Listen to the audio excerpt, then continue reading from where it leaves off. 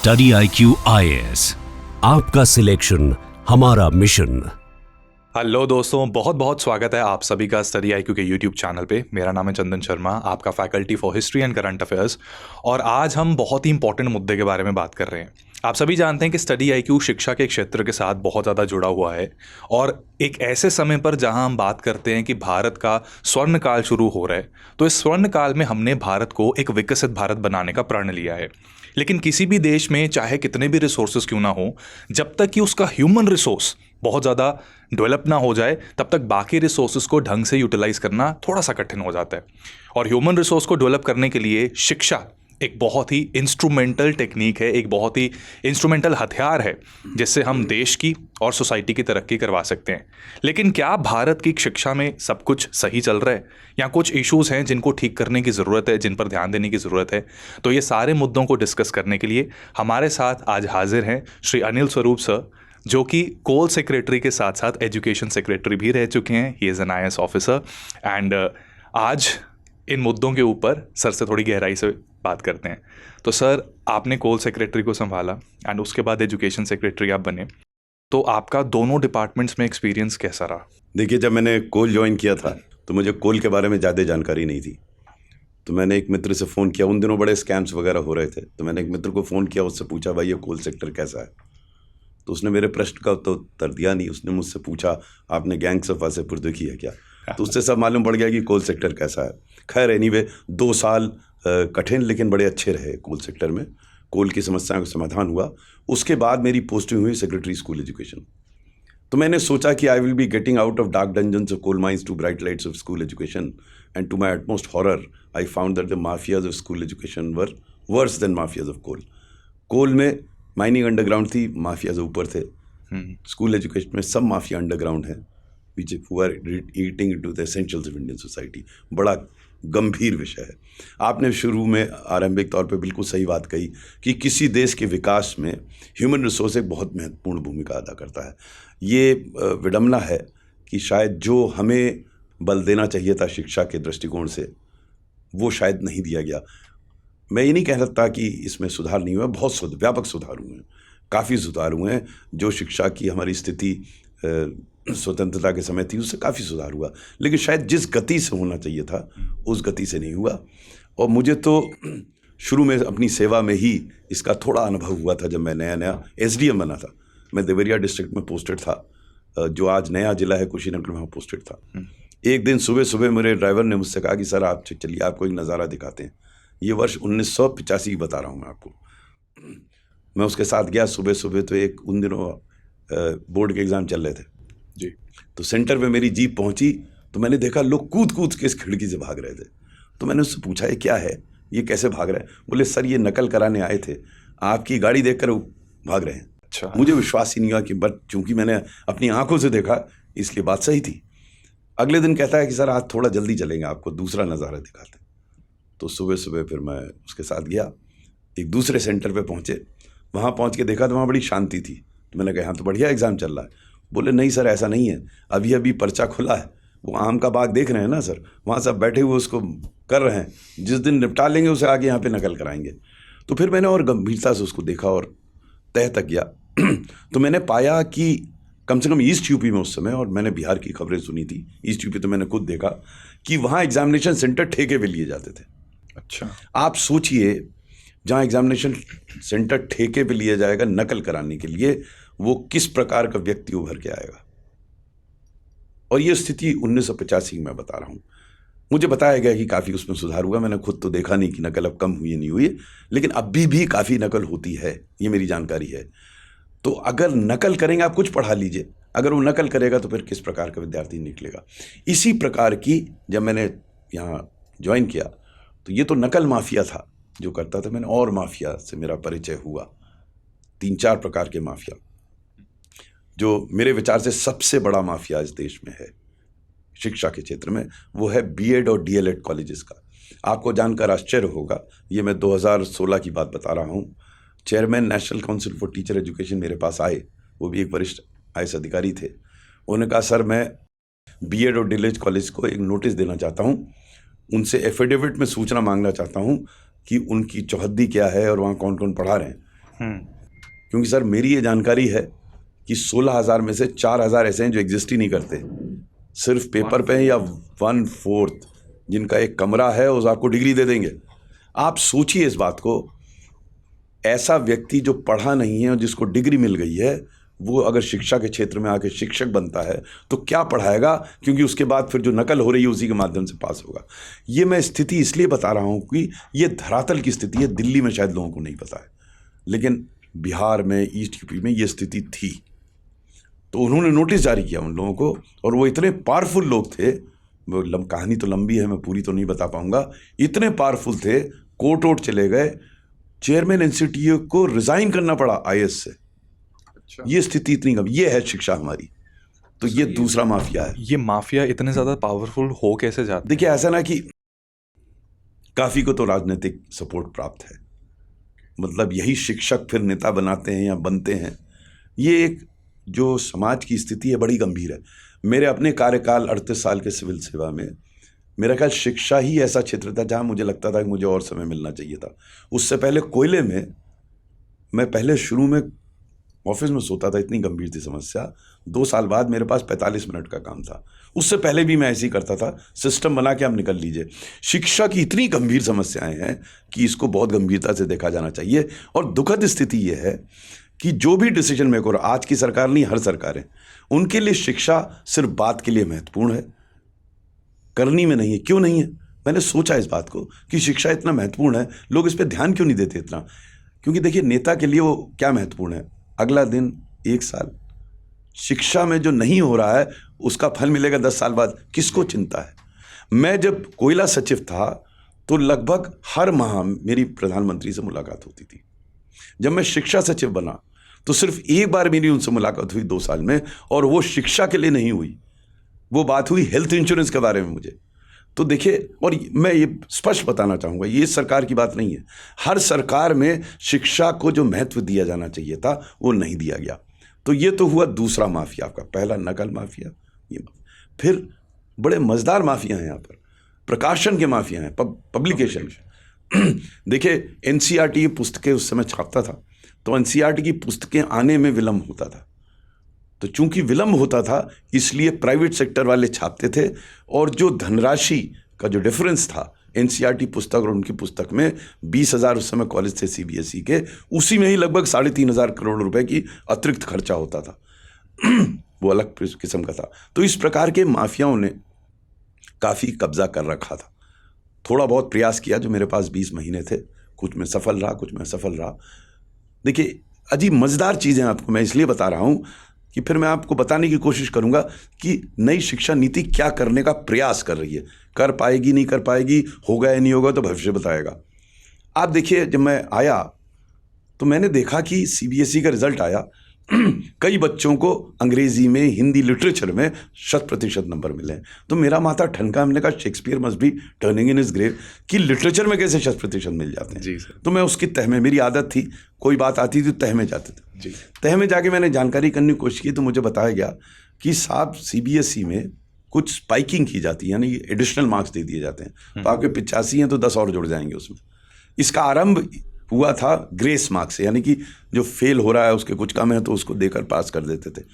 लेकिन ये आगे भी बढ़ गया, और सीबीएसई के अलावा जितने बोर्ड थे वो भी स्पाइक करने लगे। तो मैं अक्सर बच्चों से कहता था जो मिलते थे कि अगर तुम्हें 95-96 नंबर मिले हैं, वास्तविकता में तुम्हें 85-86 नंबर मिले होंगे, 10 नंबर तो अतिरिक्त मिल गए। उसी तरह फिर 100% हो जाते थे। विडम्बना है, हम बच्चे को भ्रम में रख रहे हैं। मैंने अपनी पुस्तक not just a civil servant में लिखा है ऐसे, it is a delusion, we keep them in delusion. उनको हम समझा देते हैं कि तुम्हें इतने नंबर मिले। जब वो BA करने जाता है, BSc करने जाता है, तो उसे धरातल की वास्तविकता मालूम पड़ती है। तो ऐसा हम क्यों बेवकूफ़ बनाते हैं बच्चे को? मैंने इसमें प्रयास किया ठीक करने का, कई लोग उससे सहमत भी हुए। 2 बोर्ड्स ने कहा कि हम स्पाइक नहीं करेंगे, फिर एक कोर्ट ने उस ऑर्डर को स्टे कर दिया। अब आज की तारीख में मुझे पता है CBSE में इंग्लिश लिटरेचर, हिंदी लिटरेचर में 100% नंबर आ जाते हैं। तो ये हमारी मानसिकता है, ये धरातल की वास्तविकता है, ये हमारी सामाजिक व्यवस्था है। इसमें शिक्षा को सुधार लाना आसान नहीं है, जो कि ये नीति, जो नई नीति आई है, प्रयास कर रही है। मेरे विचार से ये शिक्षा नीति इतनी अच्छी बनी है इसने सब पहलुओं को एड्रेस किया है। एक आध तो उदाहरण देना चाहूँगा जो मैं समस्या समझता था। जी सर। जो मैंने आपसे बीएड एंड डीएलएड कॉलेज की समस्या बताई और ये नंबर की समस्या बताई, दोनों समस्याओं का समाधान नई एजुकेशन पॉलिसी ने करने का प्रयास किया। पहले नंबर का देखिए, मैंने जानकारी करने की कोशिश की कि स्पाइकिंग क्यों होती है, तो कारण ये मालूम पड़ा कि चूंकि उस समय दिल्ली विश्वविद्यालय, कई विश्वविद्यालयों में जो कक्षा 12 में आपके अंक आते थे वो आधार होते थे एडमिशन के, जी। तो सब बढ़ा के देते थे। मतलब तमिलनाडु से इतने लोग आ जाते थे यहाँ पे, उनके नंबर इतने बढ़िया होते थे, यहाँ के उनकी असलियत मालूम पड़ती थी। तो अब नई शिक्षा नीति जो है उसने एक परीक्षा कर दी है, तो वो रिडंडेंट हो गए मार्क्स। आप कक्षा 12 में 100% ले आइए, लेकिन अगर आप इसमें क्वालिफाई नहीं करेंगे इस एग्जाम में, तो आपका एडमिशन नहीं होगा दिल्ली यूनिवर्सिटी में। तो उस हिसाब से इसको ठीक करने का, उसकी और समस्याएं उत्पन्न हो रही हैं, बात अलग है, लेकिन इस गंभीर समस्या का समाधान उन्होंने किया है। इसी तरह बीएड एंड डीएलएड कॉलेजेस की जो इतने फर्जी थे, 4000 कैसे करें, तो नई शिक्षा नीति में अच्छी व्यवस्था की है। उसके कई अच्छे कारण भी है जो उन्होंने किया है, कि उन्होंने कहा कि बीएड की जो कोर्स होगा, जो इस समय कम वर्ष का है, वो 4 वर्ष का हो, यानी कि आप इंटरमीडिएट के बाद वो कोर्स करेंगे। इसके कई अच्छे रिजल्ट हैं। पहला रिजल्ट ये है कि जो छोटे मोटे अर्जी फर्जी बीएड कॉलेज थे उनको पुनः व्यवस्था बनानी पड़ेगी। हो सकता है फिर से वो फर्जी बन जाए, लेकिन कम से कम कुछ वर्ष के लिए व्यवस्था ठीक हो जाएगी। दूसरा, अभी जो रिलेटेड समस्या है तीसरी, कि जो हमारे शिक्षक होते हैं, जो टीचर्स होते हैं, उनमें कमिटमेंट लेवल्स इसलिए ज़्यादा नहीं होते कि आदमी शिक्षक तब बनता है जब उसको कहीं और नहीं होता तो शिक्षक बन जाता है। बीएड डीएलएड बीए एमए करके वो तब ऑन परीक्षा में देता है, नहीं होता तो फिर वो सोचता बीएड में कर लूँ। इसमें कुछ अपवाद हो सकते हैं, लेकिन बाय एंड लार्ज इस वजह से होते हैं। शिक्षा नीति में कहा गया है कि अगर आपको शिक्षक बनना है तो कक्षा 12 के बाद आप निर्धारित कीजिए, कोर्स 4 साल का है। तो ये माना जा सकता है कि कमिटेड लोग इसमें शिक्षा में आएंगे।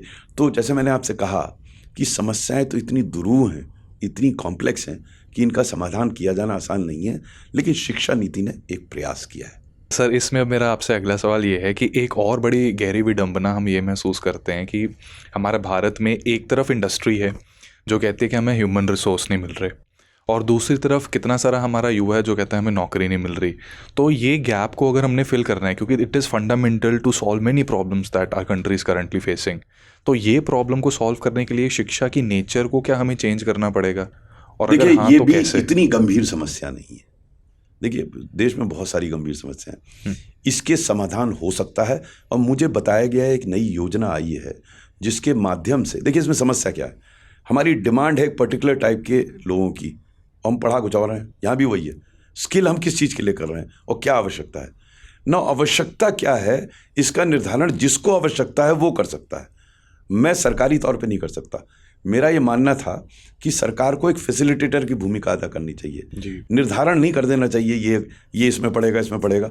अब किस में पड़ेगा, किस चीज़ में स्किल करेगा, ये इस बात पे निर्भर करना चाहिए कि किस स्किल की डिमांड है। उदाहरण के तौर पर जिस स्किल को हम देते हैं उस व्यक्ति को, वो स्मॉल छोटे हिसाब के स्किल है, अब उसको हम स्किल ऐसा दे देते हैं उसकी नौकरी उसे बॉम्बे में मिलनी है, तो कैसे रहेगा बॉम्बे में जाकर। तो हमें रीजनल बेसिस पर, डिस्ट्रिक्ट बेसिस पर स्किल की रिक्वायरमेंट अगले 5-10 साल में क्या है वो आंकनी होगी कि किसकी कौन सी स्किल की डिमांड आएगी। मुझे याद है, मैं कुछ दिन के लिए डायरेक्टर जनरल एम्प्लॉयमेंट ट्रेनिंग भी था, तो मैं एक बार उड़ीसा गया तो वहाँ किसी बंदे ने सही कहा, साहब आप यहाँ पे हर को सॉफ्टवेयर और प्रोग्रामिंग सिखा रहे हैं, यहाँ पे इसकी ज़रूरत ही नहीं है सर। यहाँ पे ज़रूरत जैसे घर पे ओल्ड एज लोगों को हेल्प करने के लिए होम मेकर्स की ज़रूरत है, होम में असिस्ट कर सके उनकी ज़रूरत है जी, या उनकी ज़्यादा ज़रूरत है। तो मुझे समझ में आया, हम दिल्ली में बैठे बैठे ये निर्धारण कर देते हैं किस चीज़ में, और गणित के हिसाब से उसको डिवाइड कर देते हैं, ये इतने करेंगे। नहीं, ऐसे नहीं।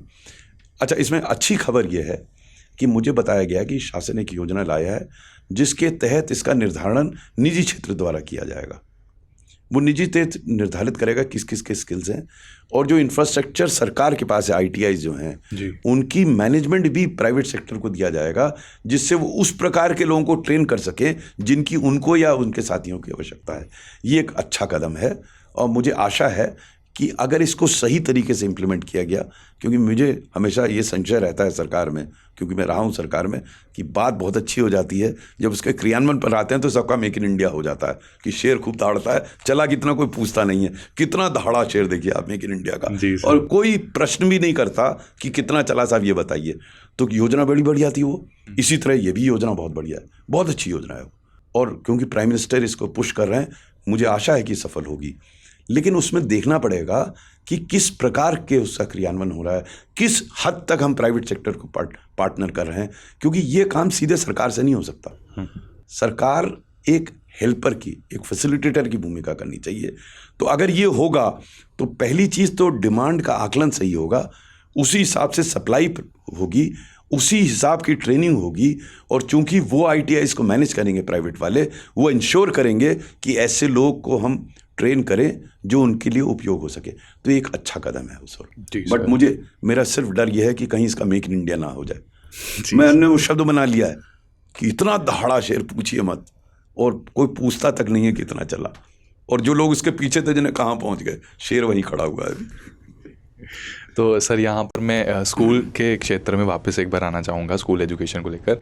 तो सर उसमें ना डाइवर्सिटी हमें काफ़ी ज़्यादा नज़र आती है। जैसे उत्तर प्रदेश की आपने बात की, आपने ग्राउंड रियलिटी भी देखी, but at the same time हम चंडीगढ़ के भी सरकारी स्कूल देख सकते हैं। तो ये इतना ज़्यादा गैप किस वजह से आता है? जैसे पंजाब, चंडीगढ़, केरला, ये शिक्षा में काफ़ी आगे हैं। देखिए भारत, ये हमारा सौभाग्य है कि हम प्रजातंत्र हैं जी। यहाँ जो ड्राइव आती है वो पॉलिटिकल लेवल पर आती है, और इस प्रकार की जो व्यवस्था है एजुकेशन की, ये इस बात पे निर्भर करती है कि वहाँ पे टॉप लेवल पे जो पॉलिटिशियन है वो उसको कैसे ड्राइव कर रहा है। अच्छा, केरला में जो हुआ वो प्रजातंत्र, हमारे इंडिपेंडेंस से पूर्व ही काफ़ी अच्छी व्यवस्था हो गई थी वहाँ शिक्षा की। लेकिन कई ऐसे राज्य हैं जहाँ इंडिपेंडेंस के बाद हुई, क्योंकि वहाँ के नेताओं ने इस बारे में सोचा।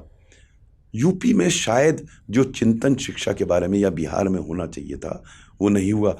कुछ क्षेत्र में ज़रूर मैंने अच्छा देखा। मुझे स्मरण है जब मैं शिक्षा सचिव था और जब मैं बिहार में गया तो वहाँ महिलाओं के लिए, बच्चियों के लिए जो शिक्षा में पहल की गई थी वो बड़ी अच्छी पहल थी। अब कितनी आगे पहुँची, क्या हुआ मुझे पता नहीं, लेकिन एक अच्छी पहल की गई थी। तो हमें करना ये चाहिए कि अक्सर लोग कहते हैं फिनलैंड, इंग्लैंड, हॉलैंड, स्कॉटलैंड की सोचिए। इस देश में जहाँ जहाँ अच्छा कार्य हुआ है, मैं यूपी के लोगों से भी कहता था कि उस समय 2016 और 18 के बीच में राजस्थान और छत्तीसगढ़ में बड़ा अच्छा सुधार हो रहा था शिक्षा के क्षेत्र में। अच्छा, अब आज क्या है मुझे पता नहीं, मैंने रखा नहीं। तो मैं यूपी वालों से कहता था उनसे सीखो, हम अपने एक दूसरे से सीखते क्यों नहीं। और हमने इस प्रयास में ये प्रयास किया था कि हम रीजनल वर्कशॉप्स करें जहाँ अन्य प्रदेश के आके बताएं कि वो क्या कर रहे हैं, जिससे और प्रदेश सीख सके। देखिए, हर चीज़ हम दिल्ली में बैठ के नहीं कर सकते, जो एक्चुअल एक्शन है वो ग्राउंड पर है। मेरा ये मानना है कि दिल्ली की जो सरकार यानी केंद्र सरकार जो है, उसका काम है कि इन अच्छी प्रैक्टिसेस को लाए और दूसरे के सामने प्रस्तुत करे, और वो ऐसे एग्जाम्पल लाए जो इसी देश के हैं, जिनमें जो उसका संदर्भ है वो इतना अलग नहीं है कि वो उसको रेप्लिकेट ना कर सके यहाँ पे। उस तरीके का कार्य मेरे विचार से नीति आयोग को करना चाहिए था। अब नीति आयोग लग गया एस्पिरेशनल और अदर डिस्ट्रिक्ट्स में डायरेक्ट काम करने में। मेरे विचार से नीति आयोग को जहाँ जहाँ अच्छा कार्य हो रहा है उसको हमें और जगह कैसे ले जाके उसको इम्प्लीमेंट किया जाए, क्योंकि जो प्रूफ ऑफ कॉन्सेप्ट है एक अच्छा कार्य हो चुका है। उदाहरण के तौर पर कि राजस्थान में जो स्कूल्स हैं उनसे कई समस्याएं थी, उन्होंने एक व्यापक नीति लाया, उसको इम्प्लीमेंट किया और बड़ा अच्छा काम हुआ उसमें। तो क्या और लोग नहीं सीख सकते? यूपी नहीं सीख सकता उससे, या बिहार नहीं सीख सकता? उन्होंने क्या किया हम देखें। मुझे स्मरण है कि जब डॉक्टर कस्तूरी रंगन मुझसे मिले थे, जब ये शिक्षा नीति बन रही थी जी सर, तो मैंने उनसे अनुरोध किया था कि आप नीति तो इतनी अच्छी बना रहे हैं, लेकिन नीति के अलावा आपके साथ एक एक्शन प्लान भी होना चाहिए। एक्शन प्लान विस्तार से होना चाहिए। क्या करना है तो नीति में आ जाएगा, बट कैसे करना है नीति में नहीं आएगा। कौन करेगा नीति में नहीं आएगा। कब तक करेगा, हो सकता है थोड़ा बहुत नीति में आ जाए। जब तक ये चारों पहलू नहीं आएंगे तब तक नीति का क्रियान्वयन नहीं होगा। इसी संदर्भ में मैंने उनसे ये भी कहा था कि मैंने खुद देखा है कई राज्यों में जो आपने रिकमेंडेशन दिया वो ऑलरेडी हो रहा है, तो आपने अपनी नीति में उसको मेंशन कीजिए आप कि यहाँ हो रहा है, आप बाकी राज्यों से सीखें। क्योंकि एक तो होता है ये बताना कि आप ये करिए, और दूसरा ये बताना ये हो रहा है आप भी करिए, इसमें फ़र्क है। अगर मैं बताऊं ये हो रहा है और आप भी करिए, तो आप एक तो ज़्यादा कन्विंस होंगे कि हम सिर्फ ज्ञान नहीं बांट रहे हैं आपको, ये एक्चुअली हो रहा है। दूसरा, आप उसे देखकर कस्टमाइज़ कर सकते हैं और आप कर सकते हैं। ये अप्रोच में थोड़ी भिन्नता होनी चाहिए, क्योंकि हम ज्ञान और चिंतन तो खूब करते हैं, ज्ञान बांटते हैं, चिंतन खूब करते हैं, लेकिन क्रियान्वयन तभी होगा जब हमें समझ में आएगा मेरा जो ज्ञान और चिंतन है क्या वो इम्प्लीमेंट हुआ है कहीं। अगर हुआ है तो हम उसको परीक्षण करें। तो मैं अक्सर ये कहता हूँ, आप आइडिएट कीजिए जो हो रहा है उससे, आप आइडियाज़ ना लाइए, क्योंकि आइडियाज़ की कमी इस देश में नहीं है। आप सड़क पे चले जाइए, वो बता देगा कैसे। मैंने अपनी पुस्तक में लिखा है इस बात को, for any idea to fructify it has to be politically acceptable, socially desirable, technologically feasible, financially viable, administratively doable, judicially tenable, emotionally relatable और एनवायरमेंटली सस्टेनेबल। तो आइडिया आप थमा दीजिए किसी को, लेकिन अगर इन प्रकरणों को हम नहीं देखेंगे तो वो इम्प्लीमेंट ही नहीं होगा। जो आइडिया ऑलरेडी हो रहा है वो इन चीज़ों से गुजर चुका है, तो आप समझिए वो कैसे हो रहा है। तो पॉलिसी की बहुत बात करते हैं, पॉलिसी है अच्छी, मैं खुद कहता हूँ अच्छी है, एक आध छोटी मोटी कमियां हैं, but by and large policy बहुत अच्छी है। बट इसके क्रियान्वयन में कठिनाई आ रही है। उदाहरण के तौर पर पॉलिसी में ये कहा है कि जो उनकी रिकमेंडेशन है उनको करने के लिए लगभग 6% धनराशि चाहिए। अब आज तक जो अधिकतम धनराशि मिली है वो 3.1% है। 6% मुझे समझ में नहीं आता कभी आएगी नहीं आएगी। अगर इस बात पे चिंतन करते डॉक्टर कस्तूरी रंगन और उनकी टीम, तो ये भी सुझाव देते कि 6% कहाँ से आएगा जी। भाई हमारी तरफ यूपी में कहते हैं ना, जेब में नहीं पत्ता चल दिए कलकत्ता। आपके पास जब पैसा ही नहीं होगा तो आप आइडिया लिए बैठे रहिए। एक ये बात। दूसरा, 2 महत्वपूर्ण बिंदु हैं इस पॉलिसी के। एक, धनराशि कहाँ से आएगी उसकी कोई चिंतन नहीं है, होना चाहिए था चिंतन। और दूसरा, जो ह्यूमन रिसोर्स, जो भी आपने रिकमेंडेशन दी है उसके लिए प्रिसाइज ह्यूमन रिसोर्स चाहिए। उदाहरण के तौर पर इस पॉलिसी में एक बड़ी अच्छी चीज़ है कि जो इनिशियल पीरियड होता है बच्चे का, 7 साल तक बच्चे का ब्रेन बन जाता है 80%, उसके बाद फिर 20% और डेवलप करते हैं। हमने अभी तक कोई इंटरवेंशन दिया ही नहीं 7 साल तक से थोड़ा आंगनवाड़ी का कहा। इस पॉलिसी में बड़ी अच्छी बात कही है कि प्री स्कूल एजुकेशन होनी चाहिए, बड़ा अच्छा आइडिया है। लेकिन प्री स्कूल एजुकेशन दिए जाने के लिए वो देगा कौन, इसके लिए ह्यूमन रिसोर्स चाहिए। उन्होंने बताया कहाँ से आएंगे, ह्यूमन रिसोर्स कैसे आएगा। जब तक वो ह्यूमन रिसोर्स नहीं होगा तो वैसे ही टीचर आएंगे जो बीएड और डीएलएड करा है, नकल कराया है, और एक और जो रिक्रूटमेंट माफिया है स्कूल एजुकेशन का, एक चीफ मिनिस्टर जेल में रहे हैं, रिक्रूटमेंट का स्कैंडल चलता है टीचर्स के होने का। तो उसने फर्जी डिग्री प्राप्त की, फर्जी एग्ज़ाम दिया, टीचर बन गया, वो एजुकेशन ही नहीं देता, प्री स्कूल एजुकेशन क्या देगा। तो इन गंभीर समस्याओं के प्रति चिंतन होके एक एक्शन प्लान बनना चाहिए। जब एक्शन प्लान बनाएंगे तब उनको समझ में आएगा कि उन्होंने जो आइडिया दिया है उसको इम्प्लीमेंट करने में क्या समस्याएं आ सकती हैं, और उसका भी वो सुझाव देंगे इन समस्याओं का समाधान कैसे किया जाए। वो चाहे समस्या राजनीतिक नेचर की हो, वित्तीय नेचर की हो, प्रशासनिक नेचर की हो। ये एक्चुअली ये सिंपल राइटिंग और डॉक्यूमेंट नहीं है पॉलिसी। इसमें बहुत ही गंभीर चिंतन हर बिंदु पर होकर जब एक्शन प्लान बनाते तब उनको समझ में आता कि वो जो बात कह रहे हैं वो बात अच्छी हो सकती है, लेकिन उसको क्रियान्वयन कैसे होगा जी। तो सर एक बात वही कही जाती है कि तुम बिन यज्ञ न होते वस्त्र न कोई पाता, मैया जयलक्ष्मी माता, और आपने भी वो 6% वाली चीज़ कही। तो आपके हिसाब से 3 कुछ ऐसे स्टेप्स आप बता सकते हैं जिससे हम वो 6% कैसे एकत्रित करें? मुझे नंबर तो नहीं पता 3%, लेकिन इस पे नंबर 1 ये है कि हम लोगों ने स्कूल एजुकेशन को एक होली काऊ बना रखा है।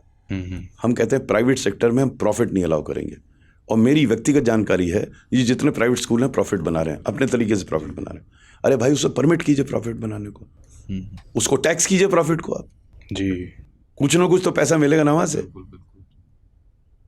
नंबर 1। नंबर 2, आप जब, और दूसरा, आप इनको एज एन आउटकास्ट मत ट्रीट कीजिए प्राइवेट सेक्टर को, उनको पार्टनर कीजिए। तो बहुत सारे काम जो आप कर रहे हैं वो करेंगे, तो उसकी पैसे आपको जरूरत नहीं पड़ेगी, वो करेंगे। भाई हमने इंफ्रास्ट्रक्चर में किया नहीं किया, हमने प्राइवेट सेक्टर को बुलाया, हमारे पास इतना कैपिटल अगर नहीं है तो वो कैपिटल लाएंगे, वो ठीक है अपना रिटर्न लेंगे, लेकिन इमीडिएट कैपिटल की वो पूर्ति करेंगे। तो अगर इस प्रकार से विचार होता तो कुछ ना कुछ रास्ते निकलते पैसे प्राप्त करने के। तीसरा, अब एजुकेशन पॉलिसी वाले मेंबर्स में दम तो नहीं होता, लेकिन अगर दम होता तो ये भी कहते थे भाई इतनी लंबी लंबी स्टैचू क्यों बना रहे हैं, एजुकेशन में लगाइए पैसा, बच्चा पढ़ लेगा ज़्यादा अच्छा है, उस मूर्ति को देखकर क्या करेगा। हम कितना खर्चा जो अनावश्यक रूप से करते हैं, हम जो 10,000 रुपये इंडिविजुअल को दे रहे हैं जी किसी राजनीतिक दृष्टिकोण से, वो हम शिक्षा में लगा दें, पैसा क्यों नहीं है। हम कहाँ लगा रहे हैं, पैसे महत्वपूर्ण है। अगर हम पैसा इन चीज़ों में लगा रहे हैं तो एजुकेशन के लिए पैसा कहाँ से आएगा, पैसा तो वही है। जी बिल्कुल, है ना, 3,000 करोड़ रुपए की मूर्ति बना देंगे, 30,000 करोड़ का पैसा बांट देंगे, तो एजुकेशन के लिए कहाँ से पैसा इसमें वही पॉइंट आ जाता है जो आपने कहा कि क्योंकि पॉलिटिकल रिजल्ट्स 10 साल बाद दिखते हैं, तो that is the main thing कि बेसिकली हमें प्रायोरिटीज चेंज करनी पड़ेंगी। मैंने आपको बताया कि समय भी नहीं है एजुकेशन के लिए, पैसा भी नहीं है, तो एजुकेशन का उत्थान कैसे होगा। हमें समय और पैसा दोनों देना पड़ेगा, तभी एजुकेशन का उत्थान होगा। अन्यथा चर्चा होती रहेगी, 10-15 साल बाद एक दूसरी एजुकेशन पॉलिसी भी आ जाएगी, वो उस पर भी हम चर्चा करेंगे, लेकिन ग्राउंड पे तो तभी होगा जब इसके लिए हमारे पास समय होगा, इसके लिए हमारा पैसा होगा, खाली चिंतन नहीं होगा, चिंता होगी।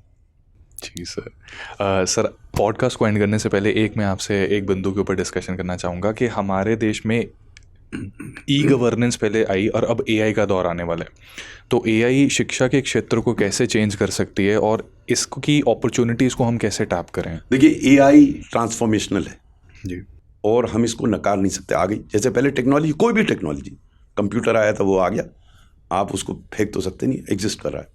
हमें देखना है कि एआई को हम अच्छी तरह उपयोग कैसे कर सकें। इसको थोड़ा सा मैं उसकी पृष्ठभूमि आपको बता दूं।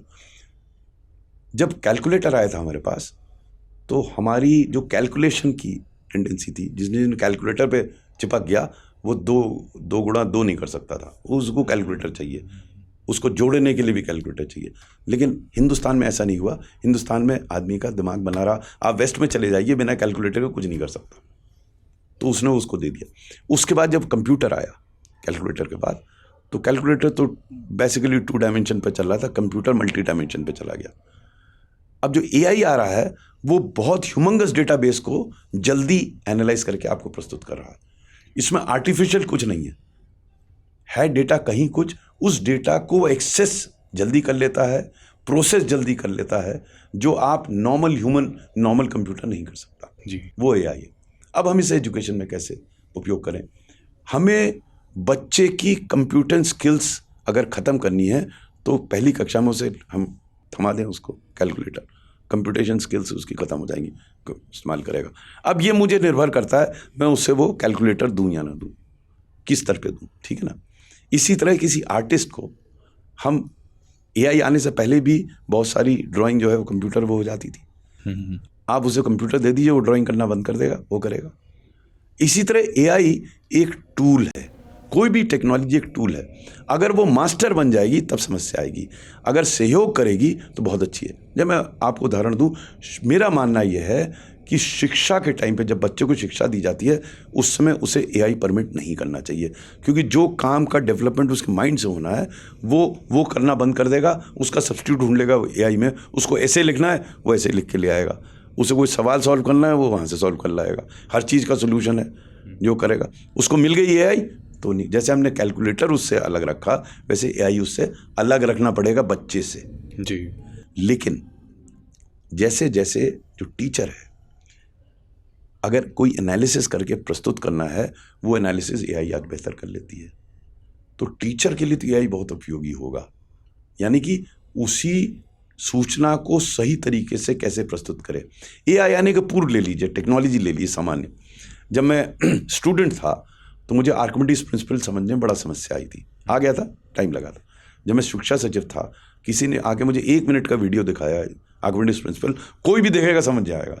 तो ये टेक्नोलॉजी का दम है। तो हम टेक्नोलॉजी को कैसे उपयोग कर रहे हैं, एआई को कैसे उपयोग, जैसे मैं पुस्तक लिखता हूँ, अब पुस्तक लिखना मेरे लिए आसान इसलिए है कि पहले रिसर्च करने में मुझे बहुत टाइम लगता था, ढूंढना पड़ता था। अब यह है कि मैं एआई के माध्यम से मुझे तुरंत मिल जाते हैं फैक्ट्स। आप करिए कि जैसे मैं करप्शन पे आगे लिख रहा हूँ, करप्शन के आप इंसिडेंट्स जानना चाहें कि इस पर्टिकुलर एरिया में कौन कौन से करप्ट के धड़ आ जाएंगे सब। सो फैक्ट्स और एनालिसिस मिल जाएगी। लेकिन क्रिएशन अभी भी ह्यूमन माइंड का काम रहेगा, इमोशन ह्यूमन माइंड का। अभी एआई जो इमोशन का काम नहीं कर रहा है, हो सकता है करने लगे, मुझे पता नहीं, आज की इमोशन नहीं कर रहा है। ह्यूमन टच जो है वो एआई के पास नहीं है, ह्यूमन एसेंस नहीं है एआई के पास। सो बहुत सारे ऐसे एरिया जो एआई के पास नहीं है, एआई का बहुत उपयोग हो सकता है। तो बेसिकली बच्चों को थोड़ा सा दूर रखें, लेकिन शिक्षा जो शिक्षक हैं वो उसको यूज़ उसका करके उपयोग करें, क्योंकि काफ़ी समय उनका बचेगा। जी एनालिटिकल एनालिसिस इंप्रूव करेगी, शिक्षक के लिए जरूरी हो जाएगा। बच्चों का भी दूर रखें, क्योंकि शिक्षक वो बेसिक ज्ञान अर्जित कर चुका है जिसमें एआई वैल्यू ऐड करेगी। अगर बेसिक ज्ञान के अर्जन की जगह एआई आ गया तो वो बेसिक ज्ञान कभी अर्जन ही नहीं होगा। तो सर बहुत अच्छा लगा आपसे बात करके, और मुझे उम्मीद है कि जो हमारे दर्शक भी हैं इन्हें भी कई सारी बातें पता लगी शिक्षा के बारे में। नई शिक्षा नीति जो है उसके क्या बॉटलनेक्स हैं, उनको कैसे एड्रेस किया जा सकता है, और सबसे बड़ी बात सर एआई के ऊपर जो आपके विचार हैं वो सही मायने में बहुत ही ज़्यादा एनकरेजिंग और मोटिवेटिंग है। और मैं उम्मीद करता हूँ कि इस वीडियो के माध्यम से आप सभी जो भी काम कर रहे हैं उसमें मोटिवेटेड रहेंगे, शिक्षा को ज़रा सीरियसली लेना शुरू कर देंगे, और कई जो नीति बनाने के कार्य के साथ जो लोग इन्वॉल्व हैं वो भी शायद नीति के बारे में, उसकी इम्प्लीमेंटेशन के बारे में थोड़ा और सोचेंगे। Thank you so much sir for coming here, for sparing some precious time. आपसे जल्दी दोबारा मुलाकात ज़रूर होगी। Thank you. Study IQ IAS, आपका सिलेक्शन हमारा मिशन।